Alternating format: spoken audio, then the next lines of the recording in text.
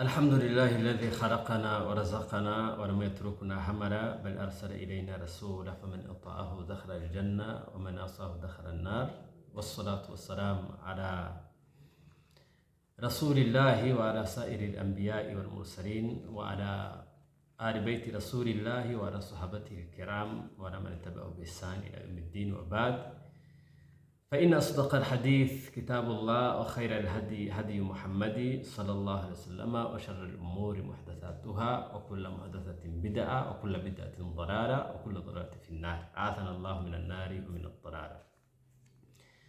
dutangiye dushimira Allah subhanahu wa ta'ala uwo turemye kandi akaturemera n'amafunguro adutunga mu buzima bwacu bwa buri munsi.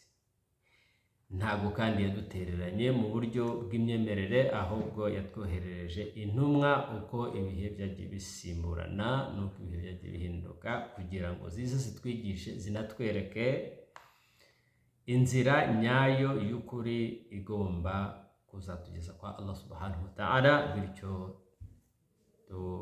Allah subhanahu wa ta'ala akazatugororera ubugingo buhoraho ari ryo juru rya Allah subhanahu wa ta'ala.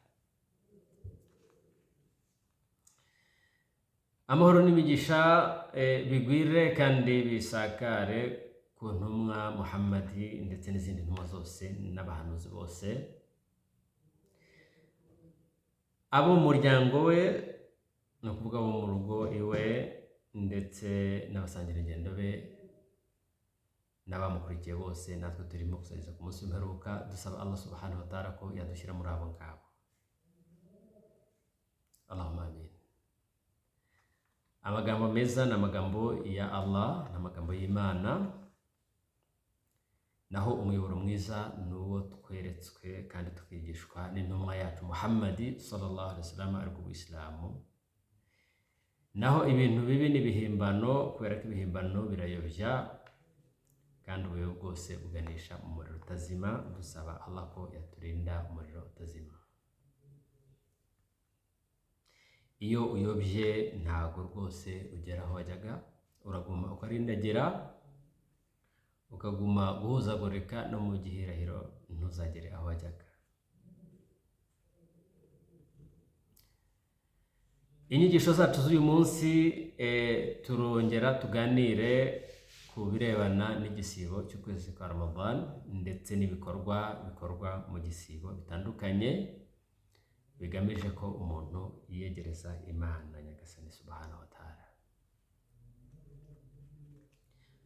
Tugeze mu minsi ya nyuma, mu minsi 10 ya nyuma irangiza igisibo cya Ramadan, nayo tuyigezemo hagati, iri hafi kurangira. Kuko uyu munsi turi kuvuganya na 25, nayo turayigerereye, tuyigeze kure na Ramadan nyirizina, ndetse nayo turayigerere, turimo turayisoza. Ni iminsi ibaze koko nkuko Allah subhanahu wa ta'ala yabivuze. Kubera ko igihe gisigaye kugira dusibe nta nubwo kigera mu kwezi, ahubwo nta nubwo kigera mu cyumweru, ahubwo kiri munsi yacyo. Ni byiza rero ko dufata akanya tukibukiranya kuri iyi minsi ya nyuma ya Ramazan, nubwo wenda twavuga ko tuyigezemo hagati, wenda twagomba kwivugaho igitangira, dushobora kuba twarakererewe, ariko ntacyo bitwaye, reka dufatire aho bigeze. Iyi ni iminsi rero ikomeye cyane, aya ni amajoro ahambaye. Ntabwo nzi nimba nabona uko nabivuga, ariko aya ni amajoro ahambaye cyane Imana yahaye agaciro, cyane cyane ijoro ritazwi ari ryo joro ry'ubugabe. Ntabwo tuzi ngo riba ryari, ariko ni ijoro riza muri iyi minsi 10 ya nyuma ya Ramazan. Imana igufashije ikakugirira impuhwe, wabona umugabane muri iryo joro. Nibaza ko waba uri umunyamahirwe ukomeye, iryo joro rije rikagusanga uri kugandukira Imana no kwigaragira, uri gukora ibikorwa byiza bitandukanye, ushobora kuba uri gusari, ushobora kuba uri gusoma Qur'ani n'ibindi, wabaye umunyamahirwe utabaho. Aya majoro nk'uko intumwa Muhammad sallallahu alaihi wasallam yabigenzaga, yaha agaciro gakomeye cyane ko ntabwo yajyaga iryama. Yakusanyaga imbaraga zose muri aya majoro 10 ndetse agakenyera agakomeza kugira ngo abashe gukora ibikorwa byinshi byiza muri aya majoro, kubera ko akomeye cyane. Ni amajoro adakwiriye kugira ngo umuyisilamu agire ubunebwe muri aya majoro. Ni amajoro adakwiriye kugira ngo umuyisilamu arangwe n'ibitotsi gusa, ahubwo ni amajoro asaba kugira ngo umuyisilamu yongere imbaraga kandi yongere ibikorwa byiza mu gusari, gusoma Qur'ani, gutanga amasodaka, gukora zikari, kubwiriza ibyiza ukabuza ibibi, n'ibindi bikorwa byinshi cyane byiza bigamije kwegereza Allah subhanahu wa ta'ala.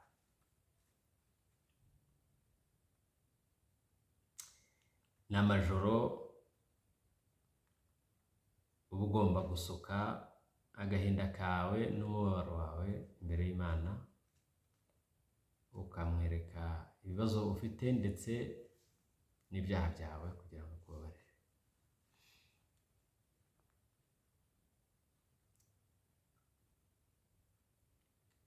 Muri aya majoro rero 10 harimo ijoro bita Laylatul Qadri, ni naryo turi bwibandeho muri iki kiganiro cyacu. Ijoro ry'ubugabe, bisobanura ijoro ry'ubugabe, Laylatul Qadri. Ni ijoro ry'umwihariko rifite ibyiza bikomeye cyane nk'uko turi bugende tubibona uko Allah yabivuze ndetse n'intumwa yayo Muhammad sallallahu alaihi wasallam. Ni ijoro riza buri mwaka mu kwezi kwa Ramazani. Muri iyo minsi 10 ya nyuma duhoze tuvuga isoza igisibo cy'iminsi ya Ramazani, haba harimo iryo joro. Rimwe muri ayo majoro ni iryo joro ry'ubugabe. Ntabwo rizwi, ntabwo Imana yashatse ko abantu barimenya, yarigize ibanga kugira ngo abantu bagumye kurushanwa no kurushaho gukora ibikorwa byiza. Iri joro ryavuzwe muri Qur'ani ntagatifu ndetse rinavugwa no muri sunna z'intumwa y'Imana Muhammad sallallahu alaihi wasallam. Qur'ani iti, mu by'ukuri twamanuye Qur'ani mu ijoro ry'ubugabe. Ese niki cyakubwira ijoro ry'ubugabe? Ati ijoro ry'ubugabe ni ijoro ryiza cyane ku buryo riruta amezi 1000 yandi asanzwe atarimo iryo joro. Ati muri iryo joro abamarayika baramanuka ndetse bakazana n'umuyobozi wabo Jibril. Ati kandi iryo joro riba ari amahoro, riba ryuje amahoro ndetse n'umutekano n'umutuzo kugeza bukeye.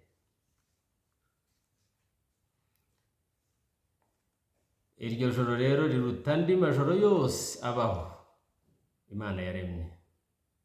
Niryo joro ryiza kuruta andi majoro yose abaho mu majoro yandi Imana Nyagasani yaremye.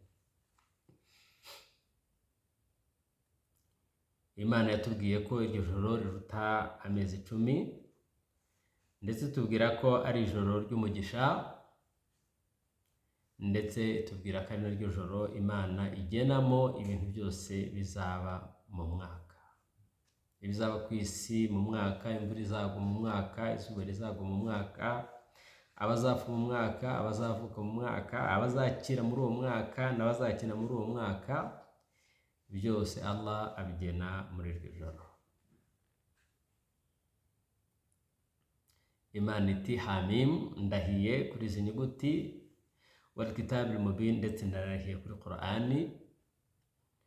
Ati mu by'ukuri twamanuye Qur'ani mu ijoro ry'umugisha, kandi twari turi kuburira abantu kuko Qur'ani ikubiyemo kuburira abantu ibyo bagomba kwirinda ndetse n'ababwira ibyo bagomba gukora.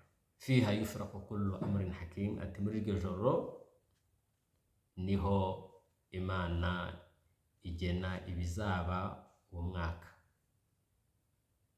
ikabitandukanya n'igeno yageneye isi ndetse n'ibirimo byose yaremye, hanyuma igashyiraho igeno ry'ibizaba muri uwo mwaka. Gusa ibyo ngibyo biba muri iryo joro ry'ubugabe.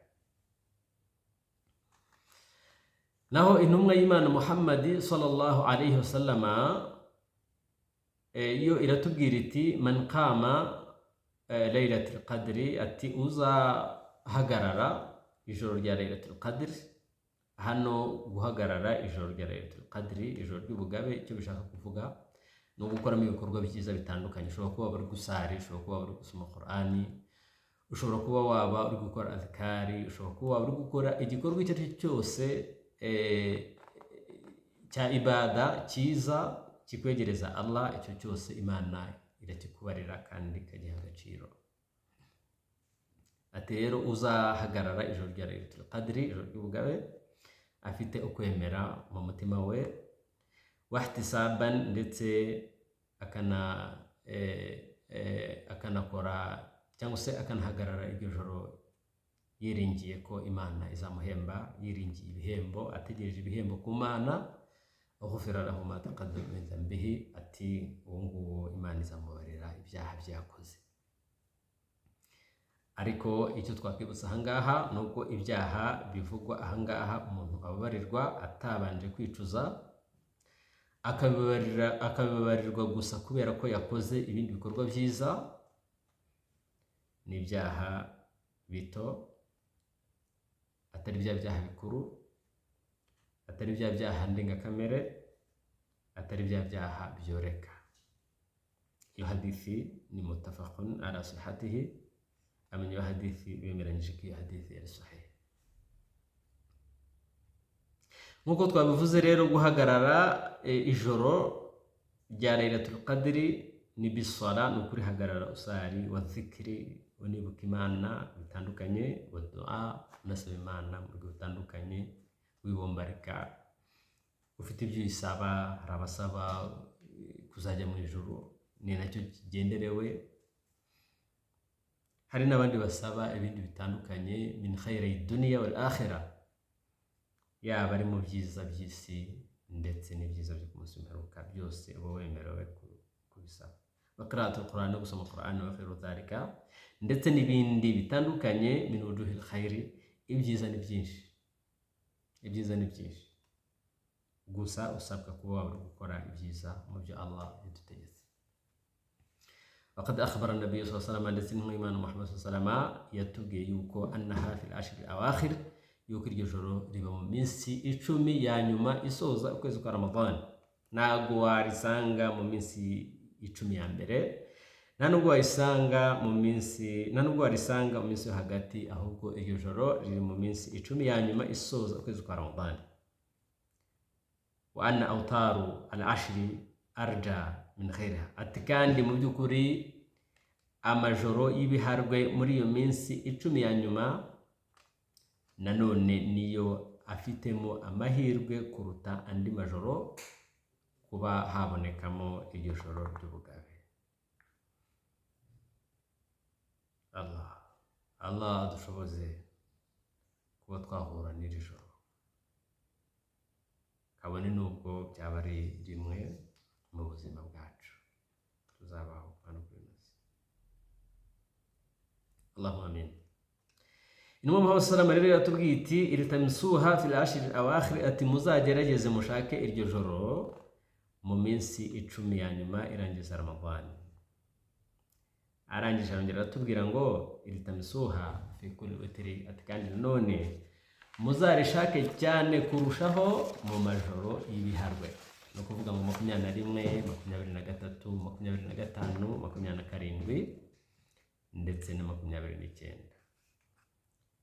Ntabwo bishatse kuvuga ko ritaza no mu yandi majoro, ariko intumwa Muhammad sallallahu alayhi wasallam yatubwiye ko tuzarishaka mu minsi y'ibiharwe, kubera ko iminsi y'ibiharwe niyo ifite amahirwe kuba yabonekamo iryo joro kuruta indi minsi itari ibiharwe, nk'uko intumwa Muhammad sallallahu alaihi wasallam yabitubwiye. Waqad dallati al-ahadith as-sahiha anna hadhihi al-layla mutanaqila fi al-ashr al-awakhir. Atkandi none hadithi nyinshi zagaragaye ziri sahihi zagiye zigaragaza ko iri joro ridahama ku munsi umwe, ahubwo rigenda ryimuka uko imyaka igenda itandukana muri ya minsi 10. Rimwe rishobora kuba kuri 21, ubundi rikazaba kuri 25 cyangwa 29 cyangwa 27 cyangwa 23. Rigenda ryimuka buri mwaka, ntabwo rihora ahantu hamwe. Ibi byose Imana yabidukoreye kugira ngo abantu turusheho gukora ibikorwa byiza, turusheho gushyira umwete n'imbaraga mu bikorwa byiza. Iri joro rero rishobora kuba fi 21, rishobora kuba muri 21 cyangwa se 23 cyangwa se 25 cyangwa se 27 cyangwa se 29. Ariko nanone ijoro rya 27 rifite umwihariko ndetse n'andi mahirwe kurenza andi majoro ko rishobora kubonekamo iriya Laylatul Qadr. Dusabe Allah rero ko yadushoboza akazaduha guhura n'iryo joro inshallah. Waqad takunu fi 29, ndetse rishobora no kuba ku munsi cyangwa se ku ijoro rya 29. Waqad takunu fi al-ashfa, ndetse nta nubwo bibujijwe ko rishobora kuba ku minsi itari igiharwe. Faman qama layali al-ashri kulliha imanan, ati rero mu by'ukuri uwa ashoboye guhagarara no gukora iriya minsi 10 yose, akayihagarara yizeye no mu mutima we ko Imana izamuhemba, ndetse aniringiye ko azabona ibyiza Imana yamusezeranije, adraka hadhihi al-layla, nta gushidikanya ijoro araribona. Wafaza bima wa'ada Allah ahlaha, wafaza bima wa'ada Allahu ahlaha, ndetse akanatsindira ibyo Imana yasezeranije ababonye iryo joro. Waqad kana an-nabiy sallallahu alaihi wasallam yakhussu hadhihi al-layali bimazidi ijtihadi la yaf'aluhu fi al-20 al-awwal. Intumwa Muhammad sallallahu alaihi wasallam iyo byageraga muri iri joro, muri aya majoro 10, yarangwaga no kugira umwihariko wo kongera imbaraga, ndetse akanongera ibikorwa byiza yakoraga mu yandi majoro yandi asanzwe ya Ramazani, mu ijoro kuva ku ijoro rya mbere kugeza ku ijoro rya 20. Intumwa Muhammad sallallahu alaihi wasallam yakoraga ibikorwa byiza, ariko noneho byageza muri iminsi 10 ya nyuma ho akarushaho. Muri kimwe mu bigaragaza ko aya majoro 10 asoza ukwezi kwa Ramadani ni amajoro y'agaciro gakomeye cyane, kandi ni amajoro arimo ibyiza byinshi ndetse n'imigisha myinshi rwose, n'ubishobora ntazagucika. Qalat Aisha, umugore w'intumwa y'Imana Muhammad sallallahu alaihi wasallam witwa Aisha, aratubwira ati Intumwa Muhammad sallallahu alaihi wasallam yagiraga imbaraga nyinshi cyane mu minsi 10 ya nyuma ya Ramadan kurenza uko yagiraga imbaraga mu yindi minsi isanzwe. No kuvuga ngo yashyiraga imbaraga, akagira umwete, akagira umuhate mu gukora ibikorwa byiza mu minsi 10 ya nyuma kurenza uko yawushyiraga mu yindi minsi yindi isanzwe. Bivuze ngo ijoro iyi minsi 10 ni iminsi ikomeye cyane.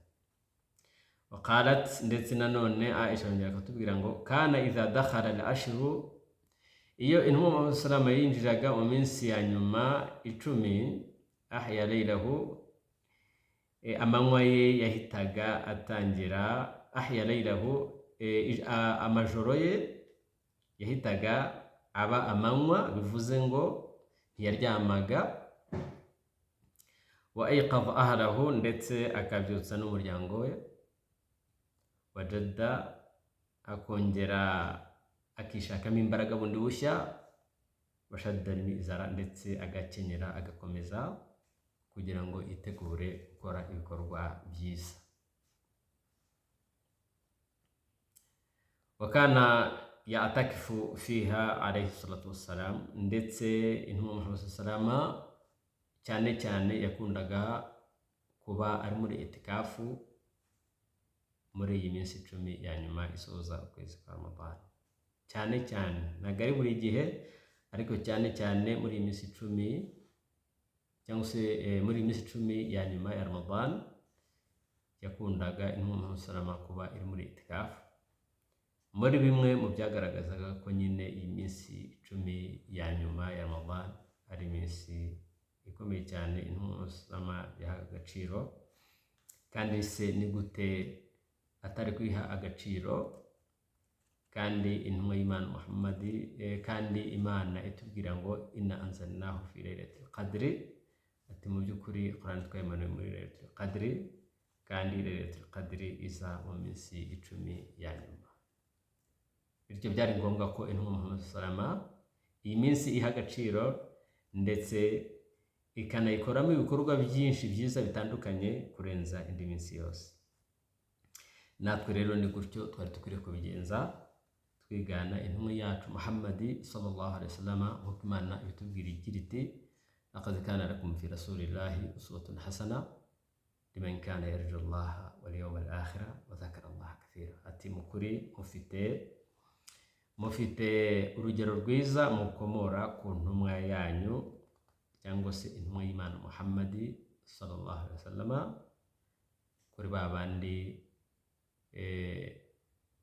bashaka koko gushimisha Imana no kwinezeza, ndetse banifuza ko ku munsi w'imperuka rwose bazaba bafite amahoro, nta bibazo bazaba bafite ku uwo munsi.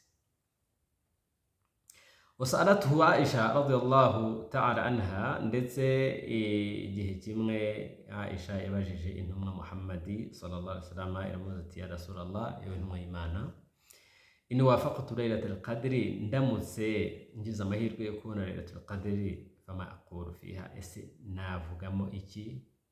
Niki nasaba Imana? Nubuhe busabe nasaba muri iryo joro? Intumwa y'Imana Muhammad sallallahu alaihi wasallam iramusubiza iti quli, ujye uvuga uti uramutse ugize amahirwe yo kubona laylatul qadri, ujye uvuga uti Allahumma innaka afuwun tuhibbul afwa fa'fu anna, ati Mana uri umunyambabazi kandi ukunda kubabarira, none mbabarira. Iyi niyo dua intumwa Muhammad sallallahu alaihi wasallam yigishije Aisha ko yavuga muri iramutse ibonye amahirwe yo kubona laylatul qadri kuruta andi maduwa yandi wavuga. Wakana ashabu nabii sallallahu alaihi wasallam, ndetse abasahabu b'Imana Muhammad sallallahu alaihi wasallam, wakana salafu ba'dahu yu'azzimuna hadhihi al-ashri wajtahiduna fiha bi anwa'i al-khair. Abasahaba b'Imana sallallahu alaihi wasallam bahaga agaciro iyi minsi 10 cyane, ndetse n'abakurambere batubanjirije mu gukora ibyiza, nabo bahaga agaciro iyi minsi 10 ya nyuma isoza ukwezi kwa Ramadan, bagakoramo ibikorwa byiza, bagakoramo umwete cyane, bagashyiraho imbaraga cyane mu gukora ibikorwa byiza, bakora ibikorwa byiza bitandukanye. فالمشروع للمسلمين في كل مكان أن يتأسوا بنبيهم. Rero icyo abayisilamu bategetswe bose aho bava bakagera, aho bari hose, nuko bagomba kwigana no gukora ibyo intumwa yabo yakoze, intumwa Muhammad sallallahu alaihi wasallam, ndetse n'abasahaba b'intumwa y'Imana Muhammad sallallahu alaihi wasallam nabo bakarangwa nabyo, nabo babikoraga bigana intumwa yacu Muhammad sallallahu alaihi wasallam, ndetse n'abatubanjirije mu gukora ibyiza nabo bagiye babikora. Bityo natwe tugomba kurangwa n'ibyo ngibyo.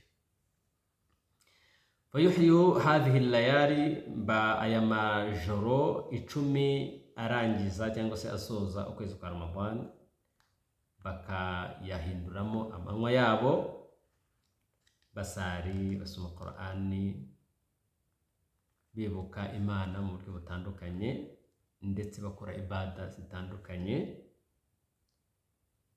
Nkuko ibada nyine ni ibikorwa byose byiza, byaba ari amagambo cyangwa se ibikorwa bishimisha Allah subhanahu wa ta'ala. Ibyo bakabikora bizeye kandi biringiye ko Imana izabahemba, bityo bagashobora gutsinda ndetse no kubabarirwa ibyaha byabo, ndetse no gukizwa umuriro utazima cyangwa se kwigizwa kure y'umuriro, fadla minhu subhanahu wa ta'ala, kubera imbabazi za Allah subhanahu wa ta'ala, wajuda minhu, ndetse n'ubuntu bwe wa karamani.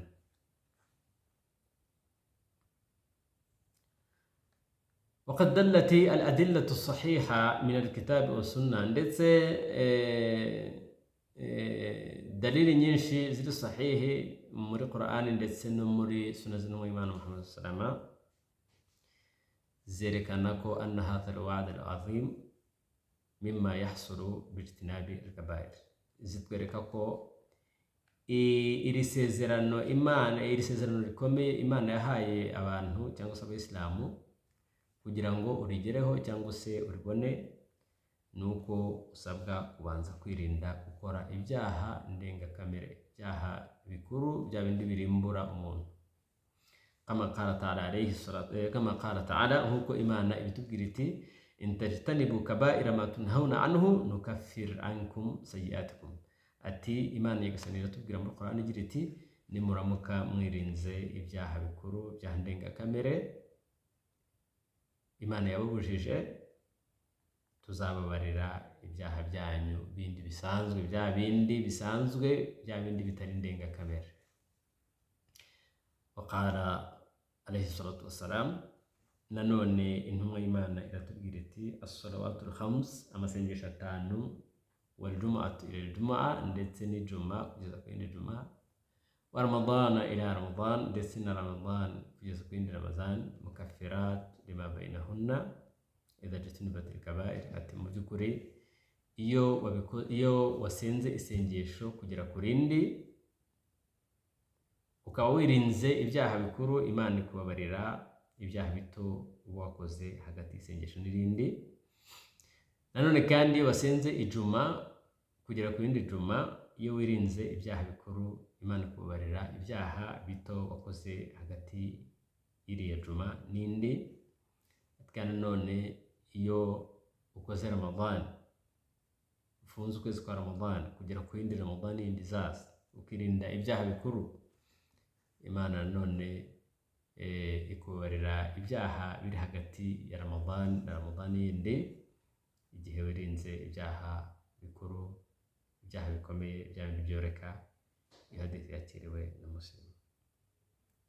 Icyo twakwibutsa ahangaha, umuntu wese agomba kuzirikana, Umuyisilamu wese agomba kuzirikana kandi agomba kwitaho, nuko Abayisilamu bamwe na bamwe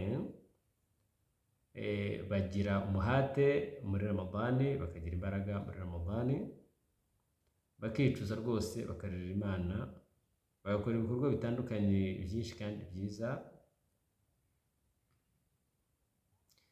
ariko nyuma ya Ramadan bagasubira mu byaha. Nyuma ya Ramadan bagasubira mu byaha, bagasubira mu mico mibi bakoraga mbere, bagasubira mu bikorwa bibi Imana yanga kandi Imana ibuza. Wa fi dhalika khatarun azim.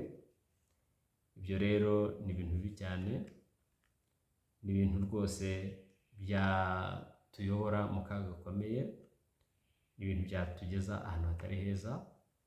Rwose tubyirinde, kubera ko Imana ihoraho, Imana yo ntipfa, igihe cyose ihoraho. Ni niyo mpamvu tugomba kwigaragira igihe cyose kandi tukirinda gukora ibyo tubujije igihe cyose ndetse tukanakora ibyo tutegetse igihe cyose.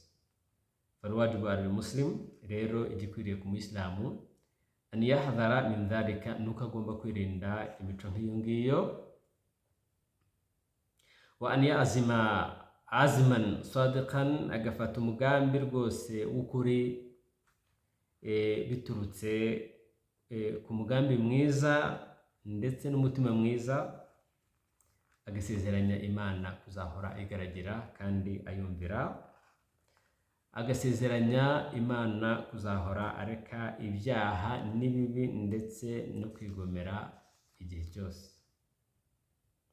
Li'anna Allah yaqul munabbihan li nabiyhi, kubera ko Imana igasanya muri Qur'ani iravuga ndetse iburira intumwa yayo igira iti wa'budu rabbaka hatta ya'tiyaka al-yaqin, ati uzagaragire Imana kuzageza igihe urupfu ruzakugeraho. Ntago kugaragira Imana bijya birangira, ntago ibikorwa byiza bijya birangira. Ibyo ni ibintu tuzakora mpaka kugeza urupfu rudutwaye tuvuye muri ubu buzima.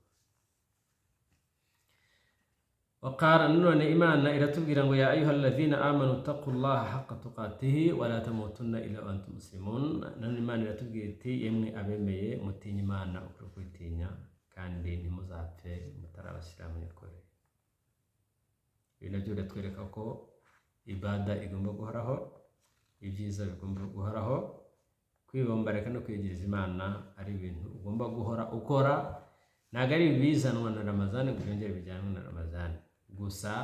Mu gihe cya Ramazani tuba tugomba gushyiraho imbaraga zikomeye, kubera ko Ramazani ni ukwezi kw'imigisha, cyane cyane muri ya minsi 10 ya nyuma duze tuvuga tugamije gushaka Laylatul Qadri, nk'uko ari wo mwihariko w'isomo ryacu ndetse n'inyigisho zacu z'uyu munsi. Nanone Imana iratubwira ngo innal ladhina qalu rabbuna Allah thumma istaqamu tatanazzalu alayhim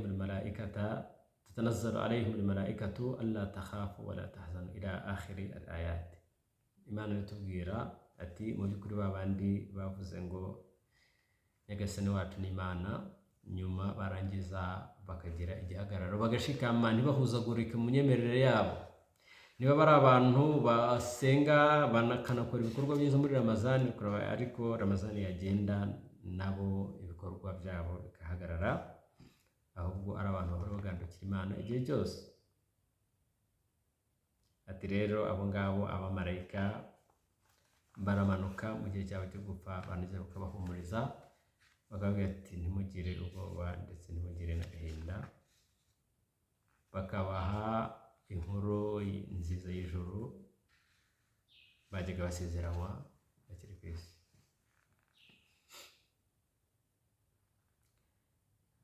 وخيرها من الآيات التي فيها وجوب الثبات على الطاعة والعبادة, ndetse n'izindi aya nyinshi zigiye zitandukanye na hadithi nyinshi zigiye zitandukanye zitwereka ko umuntu agomba gushikama ku kumvira Imana ndetse no gukora ibikorwa bitandukanye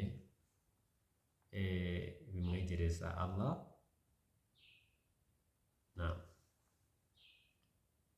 Rero nk'uko twabivuze ko ijoro ry'ubugabe ni ijoro Imana nyagasani subhanahu wa ta'ala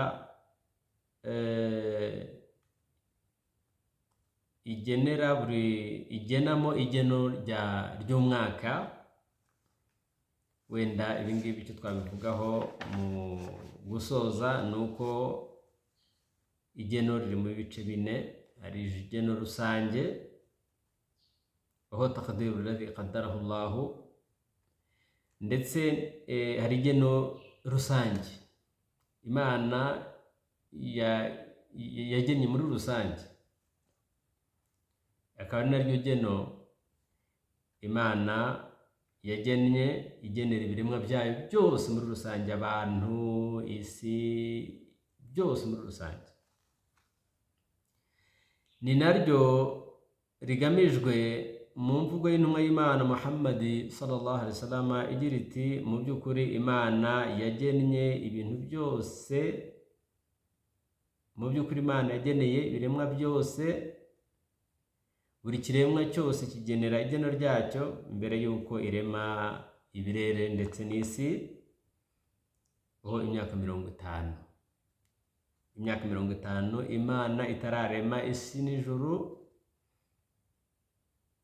yabanje kugena igeno ry'ibiremwa byose ko bizabaho nuko ibintu byose bizagenda. Ibyo ni byo geno bita igeno rusange, aho Imana Nyagasani Subhanahu wa Ta'ala yagennye ibyo bintu byose yarangiza ikabyandika ku rubaho rutagatifu ruri mu ijuru. Irindi geno rya kabiri ni igeno Imana igenera umuntu, aho ikura ku byo yagennye mu igeno rusange, noneho ikarigenera umuntu runaka ubuzima bwe, ikamugenera ubuzima bwe azabaho. Aziga, azakira, azakina se, bizagenda gutya na gutya gutya na gutya. Iryo geno rero Imana irigenera umuntu akiri mu nda ya nyina. Akiri mu nda ya nyina nibwo Imana imugenera iryo geno, aho imwandikira ikizamwica, urupfu azapfa, ikamwandikira amafunguro azamutunga, ikamwandikira ibikorwa bye azakora kuri iyi si, nimba ari ibikorwa by'abantu beza cyangwa ari ibikorwa by'abantu babi, byose Imana ibimwandikira muri iryo geno. Imana iri kukugenera uko ubuzima bwawe buzagenda hano kuri ino si. Iyo ni igeno rya kangahe? Ni igeno rya kabiri. Naho irindi geno rya gatatu ni igeno rero riza buri mwaka, aho Imana igena buri mwaka ibizaba muri uwo mwaka. Aho alladhi yakunu fi laylatil qadri, iryo geno niryo rigamijwe kuvugwa muri rya joro ry'ubugabe, aho Imana igenera buri ibintu byose biba bikagera bizaba muri uwo mwaka, umwaka ugiye gutangira.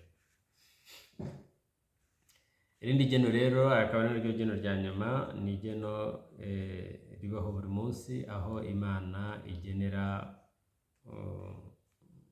ibigomba kubaho umunsi, byose bigomba kubaho kuri uwo munsi, byose Imana ikabigena. Ni ukuvuga ngo hari ibyo ikura muri rya geno rusange, ikaza ikagira ibyo ikura mu buzima bw'umuntu, ikaza ikagira n'ibyo ikura mu mwaka, hanyuma ikagira noneho n'ibyo igena bigomba kuba buri munsi. Buri munsi wose Imana iwugenera ibigomba kubaho. Iryo geno rero niryo rigamijwe kuvugwa muri aya igira iti yas'aluhu man fis samawati wal ard kulla yawmin huwa fi sha'an. Ati ibiri mu isi cyangwa se bari mu isi n'abari mu ijuru byose bisaba Allah. Ati rero Allah buri munsi aba afite igeno agenera abantu uko batandukanye. Izo rero zari inyigisho zacu z'uyu munsi. Dusaba Allah Subhanahu wa Ta'ala ko yadufasha tukumva inyigisho zitandukanye, ariko tukakurikiza inziza kurenza izindi kandi n'iz'ingirakamaro. Dusaba Allah Subhanahu wa Ta'ala rero ko yazadufasha tukabona Laylatul Qadri, cyangwa se tukabonamo umugabane, ndetse muri iyi minsi 10 ya nyuma izatubere iminsi y'ubunebwe, ahubwo izatubere iminsi y'ubuganduka, kandi tuganduka burundu ntituzongere kugwa ukundi. Turasaba ko Imana Nyagasani Subhanahu wa Ta'ala muri iki gisibo cy'uku kwezi kwa Ramadani yo mu 2025 yatubera Ramadani nziza kuruta izindi zabanje. Imana ikatwandukura mu gitabo cy'abantu bo mu muriro, ikatwandika mu gitabo cy'abantu bo mu ijuru. Subhanakallahumma wa bihamdika, nashhadu an la ilaha illa anta, nastaghfiruka wa natubu ilayka. Assalamu alaykum wa rahmatullahi wa barakatuh.